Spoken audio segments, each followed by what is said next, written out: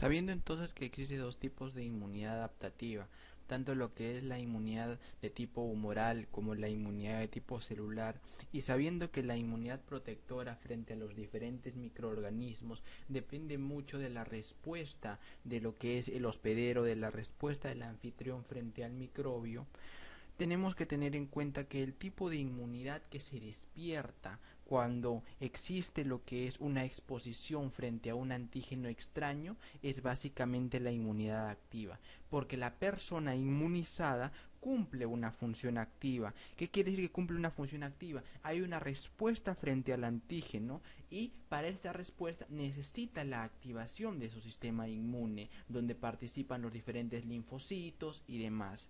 Sin embargo, cuando la persona y el linfocito todavía nunca se han tropezado con un antígeno concreto, se denomina que son vírgenes. Una vez que ya, obviamente aquí no hay una respuesta o una experiencia inmunitaria, pero cuando ya respondieron a lo que es los diferentes tipos de microbios que puedan infectar, obviamente aquí ya se les califica como inmunes porque ya han protegido al organismo frente a posibles infecciones futuras por el mismo microbio. Entonces, este papel que se juega aquí es eminentemente activo. Obviamente aquí sí va a haber memoria y también va a existir especificidad. Pero existe otro tipo de inmunidad en la cual la persona lo puede adquirir mediante la inoculación de lo que es el suero o los linfocitos, mediante la inoculación del suero o los linfocitos de otra persona dotada de una inmunidad específica. O sea, una persona que tenía ya la inmunidad porque ya posiblemente se infectó anteriormente, se le extrae el suero o los linfocitos y se le inyecta a otra persona que nunca había estado en contacto con ninguno de esos microbios. Este tipo de inmunidad, si nosotros lo hacemos en experimentación, se le conoce como transferencia adoptiva, si lo hacemos en modo de experimental. Entonces, ¿esto qué va a generarme?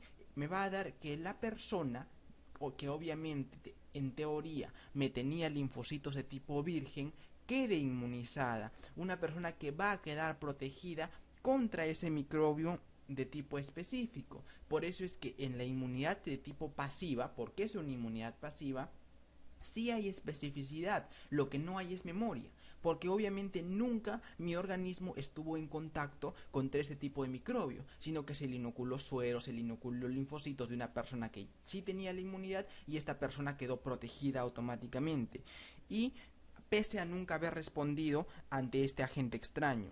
Es importante esta inmunidad pasiva porque es un método útil para aportar una resistencia de tipo rápida sin tener obviamente que esperar a que mi cuerpo me desencadene una respuesta frente a este agente extraño. Una importancia de esto es, por ejemplo, la de tipo fisiológica, cuando la madre le transfiere los anticuerpos al feto. Los anticuerpos maternos se transfieren a lo que es el feto y esto permite que los recién nacidos puedan combatir infecciones hasta que ellos desarrollen sus propios anticuerpos y su propio sistema inmunitario esté completo y puedan defenderse por sí mismos de las enfermedades.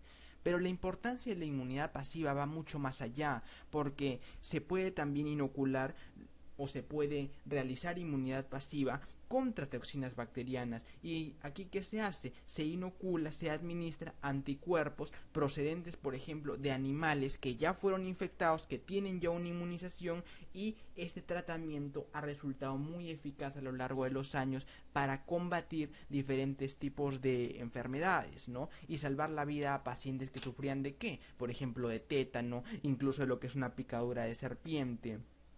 Y obviamente por eso la inmunidad pasiva, si bien no es como una inmunidad activa en el cual mi sistema inmune va a actuar, ¿no?, frente a lo que es el microbio, también es importante la inmunidad pasiva. Habíamos dicho también que los mayores avances que nosotros hemos tenido en inmunología es cuando hemos sido capaces de manipular nuestro sistema inmune. Precisamente esta técnica de inmunidad pasiva ha sido muy útil, y específicamente lo que es la transferencia adoptiva, es decir, dijimos que es transferencia adoptiva cuando se hace de manera experimental, ha sido muy útil porque gracias a ello hemos podido delimitar cuáles son las diversas células, cuáles son las diversas moléculas responsables de ejecutarme una inmunidad más específica. De hecho, gracias al entendimiento de la inmunidad pasiva, al entendimiento de la inmunidad activa, es que los conceptos de inmunidad celular, los conceptos de inmunidad humoral han ido cambiando y mejorándose, al menos en concepto, durante todos estos años. Y como dije, numerosos estudios se han hecho respecto a esto. Uno de los estudios que se realizó fue aproximadamente en el año 1890. Emil von Behring fue el primero, fue uno de los tantos que experimentó con esto. ¿Y qué es lo que propuso? Puso de manifiesto, en ese tiempo la difteria era una enfermedad muy mortal. Entonces, ¿qué hizo? Él postuló que si se transfería suero de animales que tenían difteria o a otros animales que eran en teoría vírgenes, que nunca habían sido expuestos a lo que es la difteria, una vez que estos animales que se les había transferido la difteria se recomponían de lo que es la infección, adquirían receptores que iban a impedir que ellos vuelvan a tener una infección de este tipo, es decir, generaba una resistencia, los protegía frente a infecciones futuras. A estos compuestos activos que él inoculaba en estos animales teóricamente vírgenes los llamó antitoxinas. ¿Por qué? Porque neutralizaban cualquier efecto patológico que tuviera la toxina diftérica. Obviamente este hallazgo fue importante en esa época porque dio lugar al tratamiento de la infección, que de otra forma era mortal, y mediante la administración de esta antitoxina se reconoció el valor de lo que era el sistema inmunitario y lo que es esta inmunidad pasiva, la inmunidad activa. Ya se empezó a analizar mucho más y gracias a eso fue que recibe el premio Nobel en cuanto a lo que es fisiología y medicina por este hallazgo. Pero no fue el único investigador que analizó este tipo de inmunidad. En el año 1908 es que también se recibe el premio, lo que es Medkinov, recibe el primer premio porque él analizó mucho lo que son las células inmunitarias y propuso que estas células inmunitarias usaban receptores. En ese tiempo a él a estos receptores le llamó como cadenas laterales, que lo que hacían eran reconocer las toxinas bacterianas y después secretaban diferentes compuestos para combatir a estos microbios. Eso es lo que él propuso. También fue uno de los primeros que habló ya de los anticuerpos como proteínas séricas que se unían a los diferentes tipos de toxinas que pudieran haber, y al unirse me generaban una producción posterior de componentes de anticuerpos que iban a pelear contra estos antígenos específicos. Con el tiempo ya los términos fueron cambiando e incluso hoy en día a las sustancias que estimulan a las respuestas inmunitarias, mucha literatura lo conoce como inmunógeno. Entonces es así que con el pasar de los años, gracias a la idea de lo que es una inmunidad de tipo celular, a una inmunidad de tipo humoral, se entendió mucho más cuándo la inmunidad era activa, cuándo la inmunidad era pasiva, y se hizo nuevos avances en cuanto a lo que es inmunología. Pasando ya a este tema, vamos a cuáles son las características principales de una respuesta inmunitaria adaptativa. Y analizamos el gráfico porque en este solo gráfico me ejemplifica 3 de todas estas características. La primera, aquí vemos dos antígenos, un antígeno X y vemos un antígeno Y, ¿no? Primero hay una infección por un microbio, por este antígeno X, ¿no? Y se da una respuesta inmunitaria primaria. En esta respuesta inmunitaria, obviamente, intervienen linfocitos vírgenes, porque nunca antes dijimos que son vírgenes, porque nunca antes habían estado expuestos. Entonces, luego de que se da la respuesta inmunitaria primaria, ya no son vírgenes, ya son inmunes. Entonces, y se crean los linfocitos B de memoria, porque dijimos que toda respuesta de tipo adaptativa tiene memoria. Entonces se crean los linfocitos B de memoria. Hasta aquí, ¿qué tipo de respuesta sería? ¿O qué tipo de inmunidad? Una inmunidad de tipo activa, ¿no? Entonces, una vez que ya se crearon estos linfocitos de memoria, cuando el mismo microbio o microorganismo patógeno vuelve a invadir, vuelve a generarme una infección, la respuesta inmunitaria secundaria va a ser mucho más amplia, va a ser mucho más intensa y mucho más eficaz, porque ya yo tengo linfocitos de memoria que guardaron la información respecto a la primera infección. Eso es entonces la primera o una de las características que tiene esta inmunidad de tipo adaptativa, la memoria. La segunda, vemos aquí, ¿no?, que cuando hay una invasión por un antígeno X se da un tipo de respuesta inmunitaria. Cuando hay una invasión por un antígeno Y se da otro tipo de respuesta inmunitaria. Eso es lo que se conoce como especificidad. Existe gran especificidad para identificar los diferentes tipos de microbios que afectan o que invaden nuestro organismo. Y tercero, lo que se conoce como homeostasis o también como contención.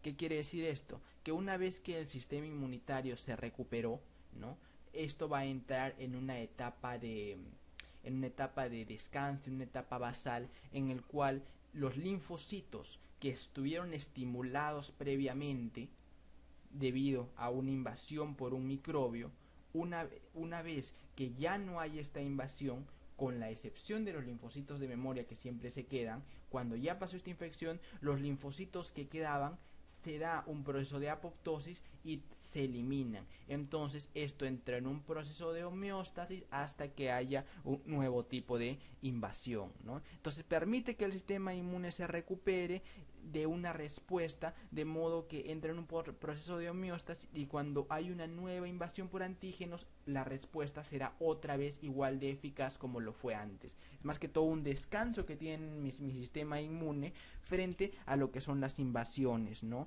Entra en un periodo basal de reposo, lo que se constituye la homeostasis. En cuanto a lo que es la especificidad, muchos autores cuentan como especificidad y diversidad una sola característica. Nosotros habíamos dicho que cuando llega un microbio, ¿no?, que se va a conocer como antígeno, este antígeno va a ser reconocido rápidamente por los linfocitos y obviamente va a haber una respuesta ante el mismo. Entonces, sin embargo, ¿no?, ¿cómo es que los linfocitos reconocen que es una sustancia extraña, reconocen que es un microbio? Los elementos del antígeno que son reconocidos por los linfocitos se conocen como determinantes o epítopos. Es importantísimo. Por eso es que el linfocito me reconoce la sustancia extraña, porque tiene epítopos.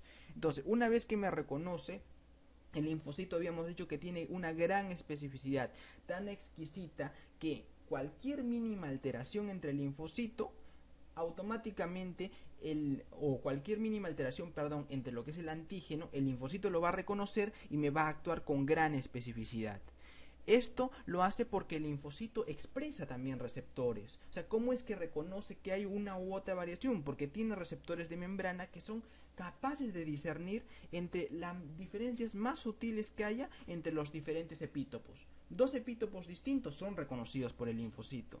Entonces, en personas, la pregunta es esta: en personas que nunca han tenido un proceso de inmunización en sí, que tienen, digamos, linfocitos vírgenes, ¿cómo es que el linfocito, que nunca está en contacto con nada, me reconoce que son diferentes? Es por dos cosas importantes, y aquí viene dos procesos importantes que vamos a analizar. Uno es la hipótesis de la selección clonal. Luego ya veremos que hay otra hipótesis de lo que es la expansión clonal, que viene a ser básicamente, está muy interrelacionado. Y la otra es lo que se conoce como repertorio linfocítico. ¿Qué significa repertorio linfocítico? Que obviamente el linfocito tiene un número total de especificidades antigénicas, tiene la capacidad de reconocer, así sea virgen, gran cantidad de determinantes antigénicos, gran cantidad de epítopos, ¿no? Y en una sola persona los linfocitos tienen gran variedad. Esto se conoce como repertorio linfocítico. Entonces se calcula que más o menos el sistema inmunitario de una persona normal es capaz de distinguir entre 10 a la 9 y 10 a la 7 determinantes o epítopos. O sea, de por sí, así sea virgen, me puede reconocer 10 a la 9 o 10 a la 7 determinantes distintos y generarme obviamente una acción, así el antígeno sea el mismo o tenga diferencias sutiles. Es por eso que se dice que hay una gran diversidad en mi sistema inmunitario, gran diversidad que me produce una gran respuesta frente a cualquier invasión, así la invasión sea nueva. La otra característica es ya la especialización que dijimos que se tiene, y esta especialización es la razón por la cual nosotros tenemos una inmunidad adaptativa tan avanzada, que incluye lo que es: primero, desencadenar una inmunidad de tipo humoral, si es que los microbios son de tipo extracelulares, o son las toxinas que están ahí. Si son ya víricos o digamos, hay alguna bacteria que está dentro, ¿no? Que está de manera intracelular, desencadenarme una respuesta celular y ya no humoral. Es por eso que tiene una gran especialización. Contención ya dijimos, y luego lo que es la expansión clonal. El tema de expansión clonal se ha ido desarrollando y el término también ha cambiado a lo largo de los años. ¿Qué quiere decir expansión clonal? Designa que básicamente cuando se da el contacto con un microbio específico, automáticamente cuando ya el linfocito se ve frente al antígeno, va a experimentar una proliferación y obviamente va a aumentar su número, va a aumentar la cantidad de células que van a expresar receptores idénticos frente a ese antígeno. Entonces, este crecimiento y esta expansión del número de células que me van a actuar frente a un mismo antígeno se conoce como expansión clonal y es importantísimo para seguir el ritmo de los microorganismos infecciosos que de por sí se dividen rápidamente. En términos simples, vamos a volver a analizar el término de expansión clonal. Una vez que el microbio ingresa, el linfocito, por medio de sus receptores, reconoce su epítopo y automáticamente, una vez que lo reconoció, empieza un proceso de expansión clonal. ¿Con el fin de qué? Con el fin de dar una respuesta más adecuada, porque el microbio obviamente también va a proliferar rápidamente. Entonces, lo reconoce y automáticamente hay una expansión clonal. A eso se refiere, ¿no? Y finalmente, lo que es la falta de reactividad frente a lo propio. ¿Esto qué hace? Impide obviamente que se dañe lo que es lo que son las moléculas, las células o algunos compuestos que sean propios, que sean nuestros. O sea, más que todo cuando hablamos al inicio de un término de autoinmunidad que a veces se da, normalmente nuestro cuerpo, nuestro sistema inmunitario debería impedir este proceso. ¿Y cómo es que impide esto? Por ejemplo, inactiva, si diferentes linfocitos son de tipo autorreactivo, nuestro sistema inmunológico los inactiva o suprime, digamos, ciertas células que tienen acciones sobre las células de mi propio de mi propio cuerpo. Entonces existe una autotolerancia. Si ya nuestro organismo ve que existen linfocitos que tienen receptores contra antígenos propios o contra supuestos antígenos propios, también los elimina. Es por eso que debe haber una falta de reactividad contra lo propio para que no haya un daño tisular ni un daño orgánico por parte de nuestro propio sistema inmunitario. Esto es la característica principal de los diferentes tipos de lo que es la respuesta de tipo adaptativa. Entonces, esta respuesta adaptativa es necesaria para que obviamente el sistema inmunitario cumpla una defensa eficaz contra lo que es el anfitrión. La especificidad, la memoria, permiten obviamente una respuesta mayor tras la exposición persistente y recurrente al antígeno. Y tras combatir obviamente prolongadas y repetidas veces esto todavía se vuelve mucho más específico. La diversidad que habíamos hablado resulta fundamental también porque pretende que el sistema inmunitario me proteja contra numerosas infecciones, contra numerosos microorganismos, patógenos, no solo uno.